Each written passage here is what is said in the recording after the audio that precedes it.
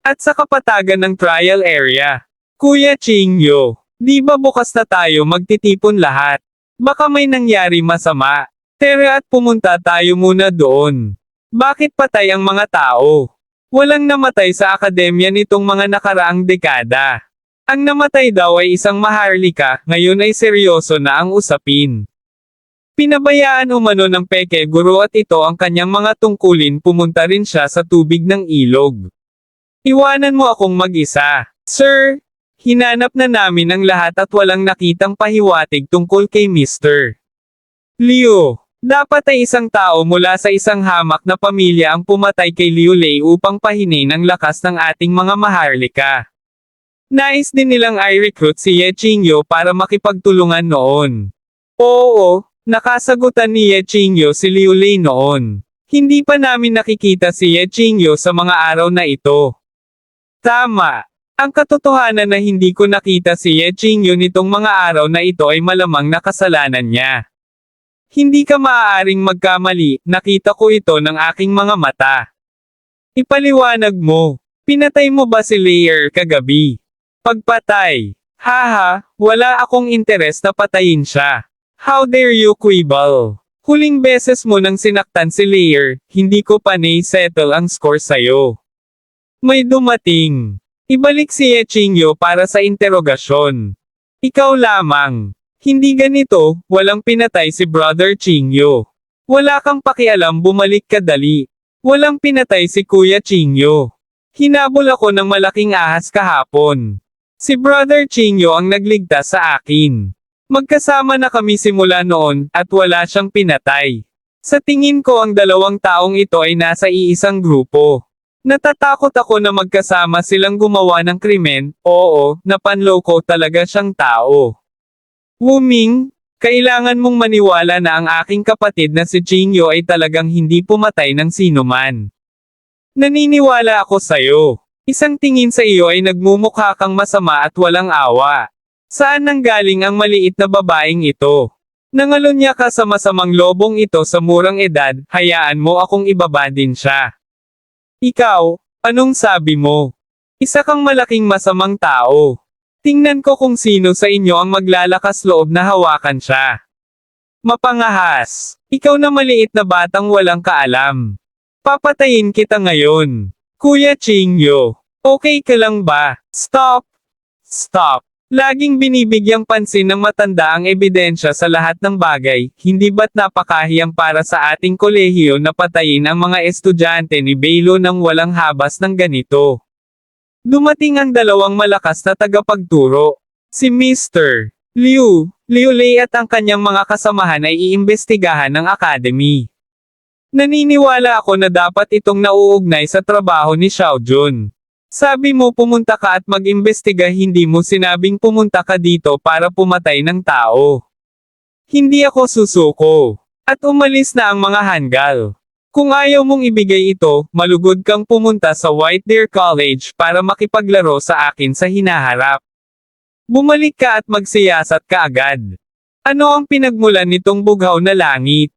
Oo, tingnan mo, hindi ko inaasahan na magkakaroon ng ganoong master ang White Deer Academy. Nawala na ang isang eksenang na-pick up ko. Nakakatamad. Hindi maipagmamalaki ang mga mahihirap na pamilya na iyan sa loob ng ilang araw, may kasunod na kompetisyon sa arena. Pagkatapos ay ihain silang lahat sa isang palayok. Oo, Kuya Wuswang, hintayin mo ako. Napakabuting aso talaga ng lalaking ito. Tumaya si Kuya Qingyo Gausa. Okay lang ako girl, salamat sa pagsasalita mo para sa akin. Nako, hindi ka takataka na hindi ka nakipagtambalan sa amin, lumalabas na nakikipag-date ka sa isang maliit na babae. It's not a date. You are talking nonsense. Xiao Jun, balik muna tayo, mayroon akong sasabihin sa iyo. Nakita ko kayong dalawa. Mukhang magandang tugma ito. How dare you impersonate me, you brat. At pinalo si Yan Ray. Ngayong nakagawa ka na ng napakalaking pagkakamali, hayaan mo akong tingnan kung paano mo ito maipapaliwanag sa mga nakatataas na awtoridad. At tumakbo ng mabilis, sumisigaw ng mamamatay na ako, mamamatay ako. Little Leaf, okay ka lang. Ayos lang ako. Hindi na bago sa mga maharlika na puntiryahin ang mahihirap na pamilya. Natatakot akong may mangyari sa arena competition pagkatapos ng monthly exam. Huwag kang mag-alala. Siya nga pala, Lawen, tulungan mo akong malaman ang pinagmulan ng 3 butil na ito, mabuti. Mukhang napaka-high-end. Ito ba ay isang bihirang kayamanan ng Ilog Kangmang? Pagkatapos ay humanap ng isang taong kikilalanin ito para sa iyo. Mabuti. At sa White Deer College Shijing Terrace pagkatapos ng buwan ng pagsusulit si Chin Wushuang ay numero 1 pa rin at napakalakas na walang makakalaban sa kanya, napakahusay ni Chun Wushuang, napakahusay ko, narito ako upang ibahagi ang aking kapalaran. Paano maaabutan ng iba ang galing ng Debang Dingfengdu Fuzzy City Lord's Mansion sa Zaifungshen? Si Yan Xingtian ay pangalawa pa rin sa pinakamahusay at nagdudulot ng karangalan sa aming hamak na pamilya. Sikat ng araw po Song Xiaojun. Si Song Xiaojun, ang pinakamabilis na umangat ay talagang na-promote sa pinakamataas na 15, na umaangat ng higit sa 100 pwesto sa isang pagkakataon. Kumakain si Fai Xiaofanjingnan mo. Sikat ng araw po Song Xiaojun wow. Yun yung nalilito karaniwan, isa siya sa 10 tao sa listahan medyo lowly. Isa, may personal na patnubay mula kay G. Wang pagbuo ng dinastiyang Song. Ha, nasaan si Ye Yuking? Bakit wala ito sa tuktok ng ranggo? Tingnan mo, ito ay talagang numero 570. Hindi, akala ko noong una ay makakalaban niya si Chin Wushuang. Si Ye Qingyu, na nasa isang malakas na maangin na lupain, ay iniisip na siya ang pag-asa ng isang mahirap na pamilya, sayang. Ang hangin ng taglamig ay hindi magbabago. Ye Qingyu, isa kang pangkaraniwan na tao. Kung ikinahihiya mo ako, doble ang babayaran ko sayo. Kayong mga hamak na alipin. Ano kayang pag-asa? Maling akala ka pa rin ba tungkol sa pagiging karapat-dapat kay senior brother Wushuang? Si Ye Qingyu ay isang talunan at ikaw ay mas masahol pa sa basura, hahaha. Umalis ka dito. Huwag mong harangan ang daan ni senior brother Quan. Bakit mo sinisipa ang mga tao? Huwag masyadong mangbuli sa iba. Anong masama kung sipin kita tatapakan na naman kita? Isang grupo ng mga hamak na tanga, dapat tanggapin na lang nila ang kanilang kapalaran. Yan Xingtian, mga kinatawa ng mahihirap na pamilya. Si Ye Qingyu ay walang silbi. Kung patuloy niyang pipigain ang Jiaoxing Dahanmen, siya ay magiging parang isang asong naliligaw. Tama, ang hamak na pamilya tapos na ang palayok, ipaghiganti si Liu Lei. Pagkatapos ay magpainit muna tayo sa ilang mga aralin, hahaha. Talunin mo ako hanggang mamatay. Sa pinakamasama, kailangan mong magbayad ng pera. Kasuklam-suklam na bagay. Huminto ka, Lao Wen. Huwag mo akong pigilan. Little Yezi, gusto kong bumagsak ka sa buwan ng pagsusulit dahil lang sa gusto kong iwasan mo ang limelight. Ang kailangan mong gawin ngayon ay pumasok sa espiritual na kaharian ng Tagsibol sa lalong madaling panahon. Alam ko, Quan Yalan, tatandaan ko muna siya. Arena sa gitna ng martial arts arena. Walang laman na butas matandang din kamot kadali. Tingnan mo, opisyal na magsisimula ang arena competition. Qinglokon Wushuang Yan Xingtian. Napakaraming tao. Ang hamon sa 10 tao ay ang huling bahagi ng buwan ng pagsusulit.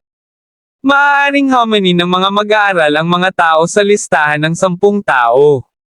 Ang mananalo ay maaaring pumalit sa kanilang lugar at makatanggap ng personal na patnubay mula kay Mr. Wang. Isa rin itong bukas na alitan. Sa pagitan ng mga maharlika at mahihirap sa focus ng Cold War, si Yan Xingtian, ang kinatawan ng isang mahirap na pamilya, ay unang na-target. Arena number 2 makikita ang dalawa ng lalaban. Hahaha, tingnan natin kung hanggang kailan ka magtatagal. At sunod-sunod na talo ni senior brother Yan ang 12 ng tao. Galit na Hange, ito ay isang taktika ng gulong. Isa pang nakatatandang kapatid mula sa isang mahirap na pamilya ang tinarget din. At parang may nakaraan din si Song Xiaojun. Arena no. 10 Hey little sister, wag kang patatakot. Ang taong ito ay masamang tao. Hayaan mo turuan ka ni Brother Xiaohao ng martial arts. Siyam na makikita ang marangal na anak ni Nian. At makikita ang isang lalaki na hihirapan at napasabi na lang ng sobra-sobra na ang mga maharlikang ito. Anong grupo ng mga kasuklam-suklam na tao? At tungway sa arena 7 makikita ang isang lalaki na galit at sabay sabi ang mga taong mula sa mahihirap na pamilya ay talagang isang bangkos ng basura. Sa ilalim ng target ng mga maharlika, ang mga bata mula sa mahihirap na pamilya sa arena ay sunod-sunod na natalo. Arena, 2 makikita ang isang lalaki na tumilapon dahil sa suntok. At ang mga mahihirap na pamilya sa ring ay isa-isang nahulog, naiwan lamang si Yan Xingtia na nagpupumilit na kumapit. At sa White Deer College Arsenal. Ang Arsenal Library ay kung saan nangongolekta ang White Deer Academy ng iba't ibang classics at martial arts secret books. At sa aklatan ng Wunayan makikita sa loob si Ye Qingyu. At sabay sabi ni Ye Qingyu, buti na lang at may nameplate akong binigay sa akin ni Mr. Wang. Kaya malaya akong makapasok at makalabas sa upper grade library. At kahit si Mr. Wen ay hindi alam ang pinagmula ng mga butil sa gintong kabibe, at ang tansong aklat ay hindi rin mukhang simple. At kinuha ni Ye Qingyu ang isang libro at may larawang gabay sa iba't ibang wika, ito. At ang pangalan ng libro mga pagkakaiba-iba. Ang mga salita sa tansong aklat ay, sinaunang panahon. O aking Diyos, ang mga ito ay talagang mga salita mula sa panahon ng mga Diyos at mga demonyo. At mula sa sinaunang panahon hanggang sa kasalukuyan, ito ay nahahati sa Hongmeng, mga Diyos at demonyo, sinaunang panahon, medieval panahon, modernong panahon, at iba pa.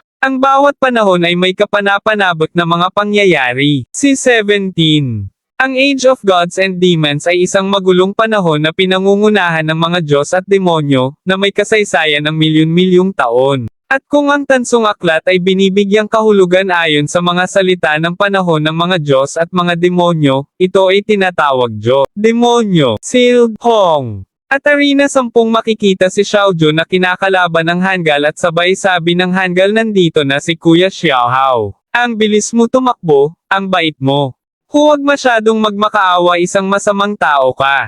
At sumulpot ang Hangul sa likod ni Xiaojun at sabay hinawakan ang 2 kamay ni Xiaojun at saka sinabi, hehe, hindi ako masamang tao, mas magaling pa ako sa taunang na si Ye Qingyu. Lumipat ka talaga. Nabitawan niya si Xiaojun at may binato si Xiaojun na buhangin sa mukha ng Hangul ng si Xia Hao. At napasabi ang Hangul, wow, ikaw maliit na asong babae. Tinalo ka niya. At lalo na inis ang Hangul at sabay pinalabas ang kanyang sandata at sabay sabi, nangyari iyon noong nakaraan at ngayon ay hindi na siya ang aking tamang partner. Isang suntok, matatalo na kita sa isang suntok lang. Ikaw maliit na asong babae, mukhang hindi mo ito magagawa nang hindi ka binibigyan ng kulay. At sumugod na nga ang Hangul.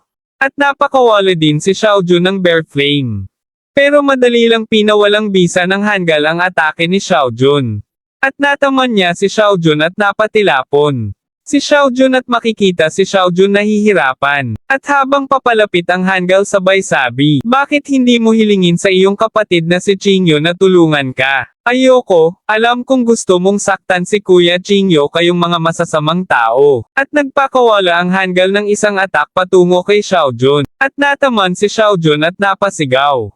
At makikita ang mga Hangul nanood at sabay sabi ng Elsang Hangul, Master Quan, maaakit ba talaga nito si Ye Qingyu? Napakasama ng mga marka ng pagsusulit ni Ye Qingyu na ito, sa palagay ko ay hindi siya nang ahas na pumunta. Hindi. Si Ye Qingyu ay hindi isang mahiyain na tao. Kapag nalinas din ni Ye Qingyu ang mahihirap na pamilya, hindi na niya muling maitataas ang kanyang ulo. Hindi mo maiisip ang gayong kasuklam-suklam na pamamaraan. Ang mga sundalo ay hindi nagsasawa sa panlilinlang. Pero pinahiya ka ni Ye Qingyu sa mga maharlikang estudyante noon, at malamang na gusto mo rin siyang makitang mapahiya sa marami tao, di ba? Sabihin mo anong gusto mong gawin ko. Simple lang. Kailangan mo lang sabihin sa kanya ang nangyari dito. Pagkatapos ay napagkasunduan na maaari kang tumulong sa ibang mga Maharlika upang ibigay ang iyong mga pagpapala sa iba. Likas kang bayani ng Maharlika. Si Senior Brother Quan, ang tanging mahihirap na pamilya na natitira sa ring ay si Yan Xingtian. Napakahusay, hanggat maayos ang plano, ang kawawang koponan ay hindi makakabawi pagkatapos ng oras na ito. Ang dagat ng kamalayan ni Ye Qingyu.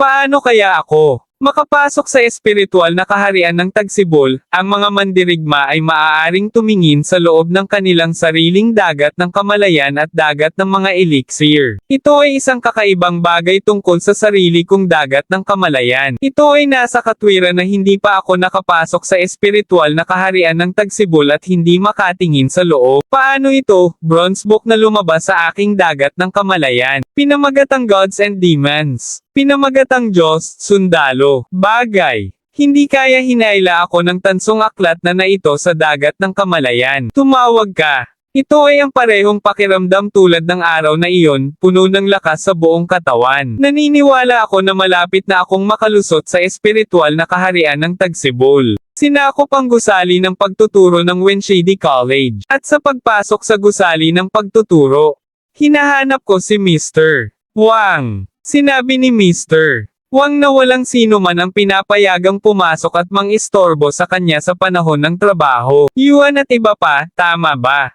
Oo naman, ang kamakailang kinaroroonan ni Mr. Wang. Ito ay nagiging mas mahiwaga. Ano ang dapat gawin? Anong kailangan mo sa akin? Oh, Mr. Wang, oras na para ang kompetisyon sa arena ay maging pinakakapanabik. Well, pupunta ako at titingnan. Hindi maganda ang kalagayan ni Xiaojun. Mrs. Wang, nasa ring si Xiaojun. Ano ang sinabi mo? Mabilis, pumunta at sabihin kaagad kay Wenwan. Okay. Hindi ba normal na masugitan sa ring? Sabik na sabik siya. Totoo ba ang mga chismis? Huwag hayaang may mangyari muli masama kay Xiaojun. At sa White Deer College Arsenal Library. Ang title spectrum ng mga Diyos at demonyo ay talagang kamangha-mangha. Isang hakbang na lang mula sa pambihirang tagumpay. Ye Qingyu, may leisure time ka pa dito, nahirapan akong hanapin ka. Jiang Xiaohan, may problema ba? Wala lang, gusto ko lang sana ipaalam sa iyo dahil sa kabaitan. Parang may nangyari sa lalaking nagngangalang Song Xiaojun, at siya ay pinuntirya ng mga Maharlikang iyon. Ano ang sinabi mo? Kung patuloy kang ganito, natatakot akong mamatay ka sa ring. Ye Qingyu, oras na para matikman mo ang iyong sarili sa harap ng lahat. Ang lalaking yung hindi alam kung mabubuhay o mamamatay. Ngayon ay dudurugin ko siya. Nagsigawan ng mga tao at sabay sabi ito ay masyadong malupit. Tama ba harapin ang isang batang babae? Siya ay mas masahol pa sa hayop. At nagsalita ang Hangul si hindi pa dumarating si Ye Qingyu, talagang walang puso at hindi makatarungan. Pagkatapos ay maglaro tayo muli. At inatake niya si Xiaojun at nasugatan si Xiaojun sa kanyang kamay. At napasabi na lang si Xiaojun, ikaw ang samang mo talaga tao. At natawa ang Hangul at sabay sabi, medyo maputi at malambing ang maliit mong kamay. Hindi ako makikipagkompetensya sa iyo, masamang tao. At aalis na sana si Xiaojun pero pinigilan ng Hangul. At sabay sabi ng Hangul, huwag kang mabalisa. Makipaglaro ka ulit sa akin. At sabay inatake si Xiaojun at napunit ang damit ni Xiaojun. At natawa ang tatlong Hangul at sabay sabi, magaling, hindi mo siya napababa sa pwesto, kaya kahit na hindi mapipilitang lumabas si Ye Qingyu, maaari rin itong sirain ang kanyang prestihiyo. Tingnan natin kung sino ang maglalakas loob na lumapit sa kanya sa hinaharap. Napakatalino talaga ni Senior Brother Quan. Pagkatapos ng insidenteng ito, tataas din ang katayuan ni Senior Brother Quan sa mga Maharlika, isang palapag. Sa ganitong paraan, siguradong makikilala ako ni Senior Brother Wushuang. At susugod na nga ulit. Pero nagbagong anyo ang mata ni Xiaojun. At nagpakawala ng malakas na aura. At lalong nasiyahan ang Hangul na si Quan. Habang papalapit si Xiaojun sa Hangul na si Quan at biglang mataki ang Hangul ng Black Wind Slash. Hindi inaasahan niligtas ni Ye Qingyo si Xiaojun at sabay binato ni Ye Qingyo ang kanyang sandata patungo sa Hangul at nakailag ang Hangul na si Quan at nagulat ang Hangul dahil may bumato sa kanya ng sandata. At sabay sabi ni Ye Qingyo bakit mo nagawang saktan si Xiaojun ng ganito bagay.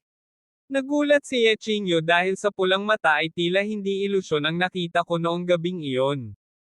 At bumalik na ang dating kulay ng mata ni Xiaojun. At sabay sabi kapatid na Qingyo. At sabay sabi ni Ye Qingyo anong ginawa nila sayo. At dumating na nga si Mrs. Wan at sabay sabi kay Ye Qingyo halika at ibigay mo sa akin si Xiaojun at ipapagamot ko siya. May Wan nakita dito at agad-agad umalis si Mrs. Wang. At iwan si Ye Qingyo at ang Hangul na si Quan. At sabay sabi ni Ye Qingyo bakit mo sinokon si Xiaojun ng ganito. Oo naktan ko siya, Ye Qingyo, tad din kita ng ganyan. Tingnan mo ang aking kasalukuyang lakas.